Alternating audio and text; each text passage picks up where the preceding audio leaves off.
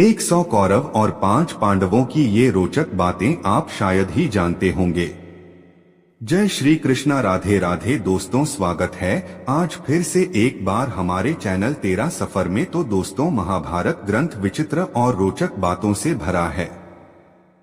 बहुत कम लोग ही इस ग्रंथ की रोचक बातों को जानते हैं। आओ यहाँ जानते हैं कौरव और पांडवों से जुड़ी कुछ रोचक बातें। मान्यता अनुसार महाभारत की सबसे बड़ी बात यह कि कौरव और पांडव कुरु वंश के नहीं थे। भीष्म पितामह को ही अंतिम कौरव माना जाता था। कौरव महाभारत में हस्तिनापुर नरेश, धृतराष्ट्र और गांधारी के पुत्र थे। ये संख्या में 100 थे।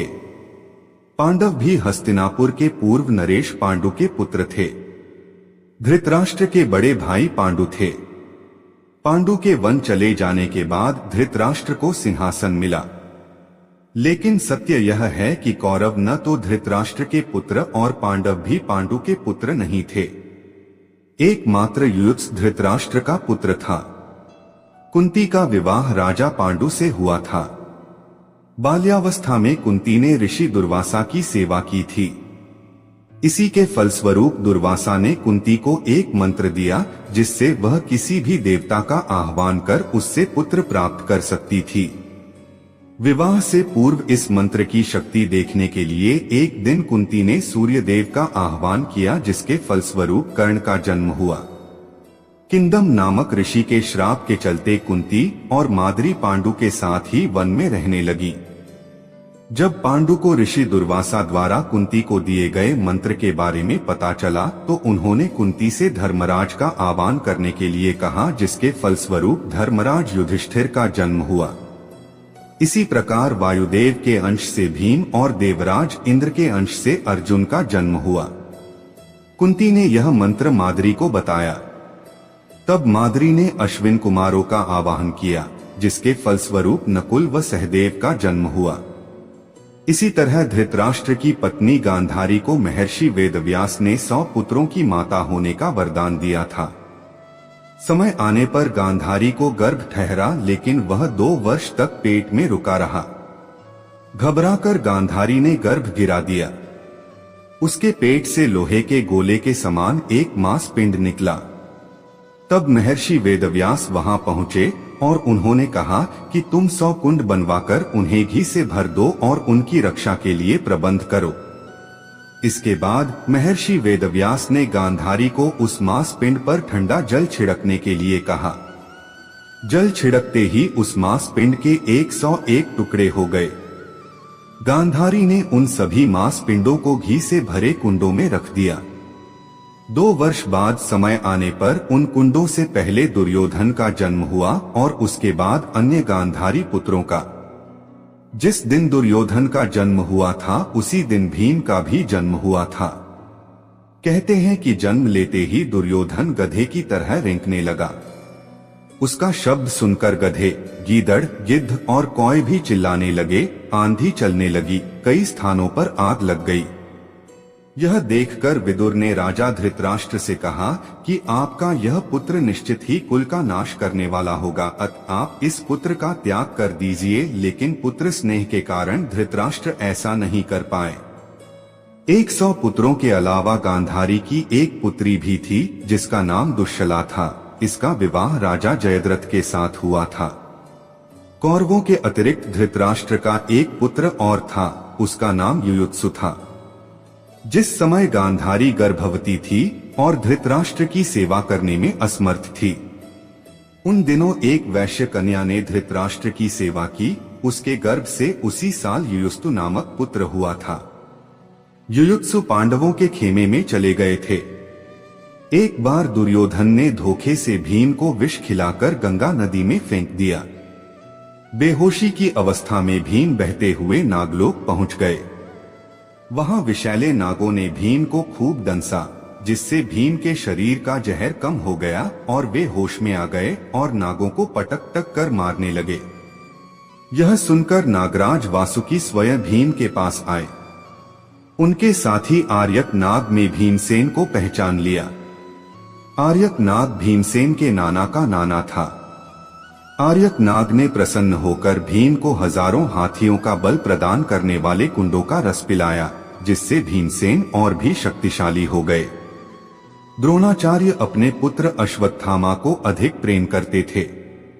उन्होंने शिष्यों को पानी लाने के लिए जो बर्तन दिए थे, उनमें औरों के तो देर से भरते, लेकिन अश्वत्थामा का बर्तन सबसे पहले भर जाता, जिससे वह अपने पिता के पास पहले पहुंचकर गुप्त रहस्य सीख लेता। यह बात जब अर्जुन को समझ में आई तो वह वारुणास्त्र से अपना बर्तन झटपट भरकर द्रोणाचार्य के पास पहुंच जाता। यही कारण था कि अर्जुन और अश्वत्थामा की शिक्षा एक समान हुई। जब पांडव वारणावत जाने लगे तो विदुर जी ने युधिष्ठिर को सांकेतिक भाषा में उस महल का रहस्य युधिष्ठिर को बता दिया और उससे बचने के उपाय भी दिए।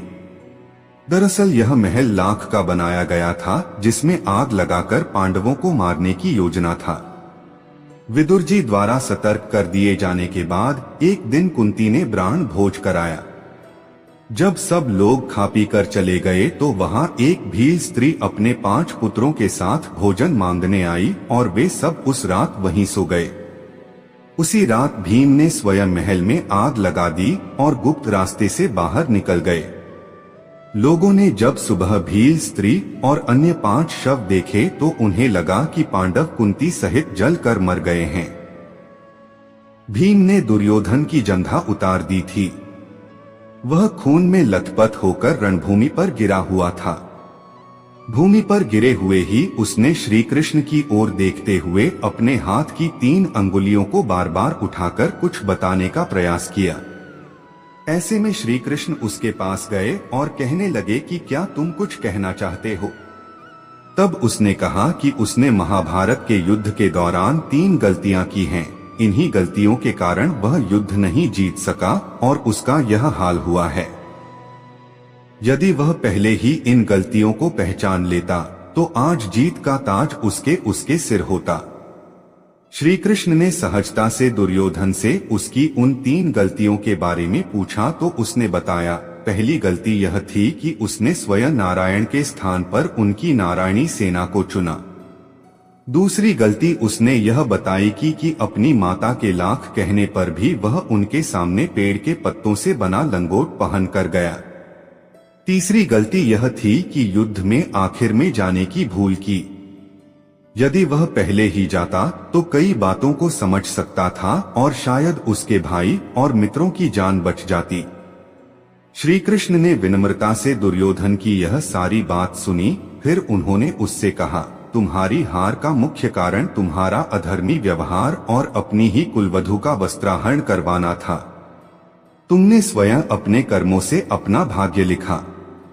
अर्जुन भगवान श्री कृष्ण के जीजा थे तो दूसरी ओर श्री कृष्ण दुर्योधन के समधी थे।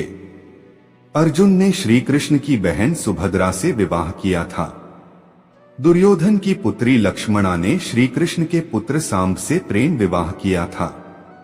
अर्जुन की माता कुंती भगवान श्री कृष्ण की बुआ अर्थात वसुदेव जी की बहन थी। अर्जुन पुत्र अभिमन्यु की पत्नी वत्सला श्री कृष्ण के भाई बलराम की बेटी थी। अब सोचिए इन सभी का आपस में क्या रिश्ता हुआ। पांडु पत्नी माद्री के भाई अर्थात नकुल और सहदेव के सगे मामा शल्य के पास विशाल सेना थी, लेकिन दुर्योधन की आवभगत से प्रसन्न होकर उन्होंने युद्ध में दुर्योधन का साथ दिया था। दुर्योधन को अपने खुद के मामा शकुनी का भी साथ मिला था। इस तरह हमने देखा कि कौरव और पांडवों की ऐसे कई बातें हैं जिनके बारे में आम जनता नहीं जानती होगी। इसी तरह की और भी बातें कौरव और पांडवों के संबंध में हैं। दोस्तों, अगर आपको यह जानकारी अच्छी लगी हो तो कमेंट में जय श्री कृष्णा राधे राधे लिखकर वीडियो को एक लाइक कर दे और अपने दोस्तों को रिश्तेदारों को शेयर कर दे। और ऐसी ज्ञानवर्धक मोटिवेशनल वीडियो को हर रोज देखने के लिए आप सभी लोग हमारे चैनल तेरा सफर को सब्सक्राइब कर ले। वीडियो देखने के लिए आप सभी को धन्यवाद। जय श्री सीताराम, जय श्री कृष्णा, राधे राधे, हर हर महादेव।